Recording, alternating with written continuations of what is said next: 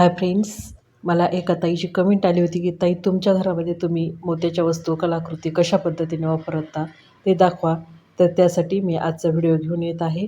ही जी आहे मोत्याची रांगोळी मी उंबऱ्यासमोर बनवलेली आहे आणि ही खालच्या दरवाजाला हे मोत्याचं तोरण अशा पद्धतीने लावलेलं आहे. त्यानंतर हे जे आहे स्विचबोर्ड त्याचा काळपटपणा घालवण्यासाठी अशा प्रकारे ग्लिटर पेपरची डिझाईन काढून मी हे चिटकवलेले आहेत. जो की आपण वारंवार स्विचबोर्ड वापरतो तर अतिशय काळपटपणा त्याभोवती येतो. तर त्यासाठी अशी डिझाईन करून हे ग्लिटर पेपर लावलेले आहे.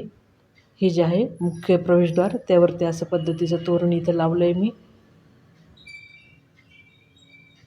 आणि ही मोत्याची रांगोळी जी की सणवार किंवा काही कार्यक्रम असेल तर अशी उंबऱ्यासमोर ही काढते, कारण मग कचकचपणा जो रांगोळीचा तो घरात येतो तो या मोत्याच्या रांगोळीमुळे नाही येत.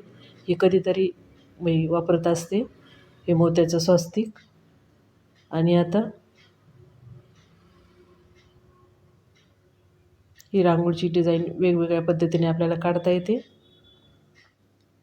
त्यानंतर तुम्हाला मी हे जे आहे आमच्या बाल्कनीकडे जाणारा दरवाजा आहे त्यावर अशा पद्धतीचं मोत्याचं तोरण इथं लावलं आहे.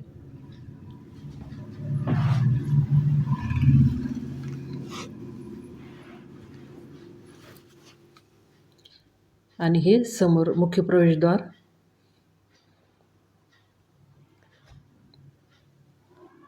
त्यानंतर हॉलमध्ये शोकेसमध्ये ही मोत्याची तुळस, मोत्याचा कलश. त्यानंतर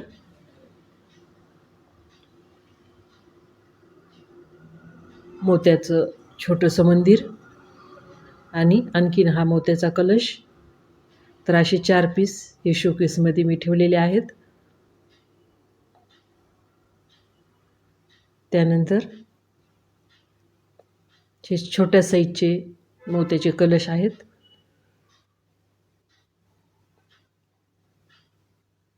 मोत्याची बदक, समई आणि खाली हा मोत्याचा झुला.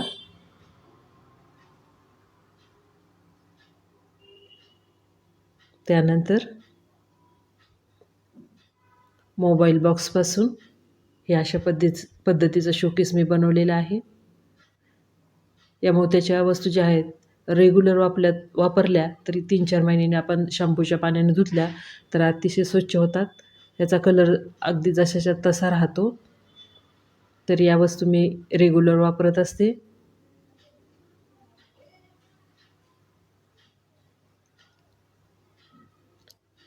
त्यानंतर हे जे तोरण आहे मेन दरवाजाला लावलेलं आहे. त्यानंतर आणखीन हे एक तोरण आहे. हॉलमध्येच हे रेग्युलर वापरते मी. आणि ह्या मोत्याचा मेहरब या वस्तू मी रोज नाही वापरत. आज व्हिडिओ करायचा म्हणून सहज मी टेबलवर ठेवलेले आहेत. दिवा स्टँड, हा गुरुवारच्या लक्ष्मीसाठी केलेला हा मोत्याचा हार, गुलाबाप्रमाणे हा मोत्याची मेहरब आणि हा 5 पदरी मोत्याचा हार. हे कधीतरी सणवार वगैरे असेल तेव्हा मी या वस्तू वापरत असते. त्यानंतर देवघरासाठी बनवलेले हे मोत्याचं तोरण. रोज दिवा उदबत्ती धूप यामुळं हे थोडं काळपटपणा यायला लवकर आला आहे, कारण दिव्याचा धूर उदबत्तीचा धूर याला नेहमी लागतो. त्यानंतर हे मोत्याचे कलश, खाली स्टँडसहित हे मोत्याचं कलश मी बनवलेला आहे. ही छोटी रांगोळी देवासमोर. तर अशा पद्धतीनं मी या वस्तू बनवलेल्या आहेत. या वस्तूंचे सर्व व्हिडिओ माझ्या चॅनलवर मी टाकलेले आहेत. हे पिस्त्यापासून बनवलेली डिझाईन आहे. यातील फक्त 3-4 व्हिडिओ तुम्हाला मिळणार नाही, जे की मी चॅनल ओपन करण्याच्या पूर्वी बनवलेल्या होत्या. तर मैत्रिणींनो, कसा वाटला आजचा व्हिडिओ तुम्हाला नक्की मला सांगा. आणि माझे व्हिडिओ जर आवडत असतील तर प्लीज माझ्या चॅनलला सबस्क्राईब करा, लाईक करा, शेअर करा, बेल आयकॉनवर क्लिक करा आणि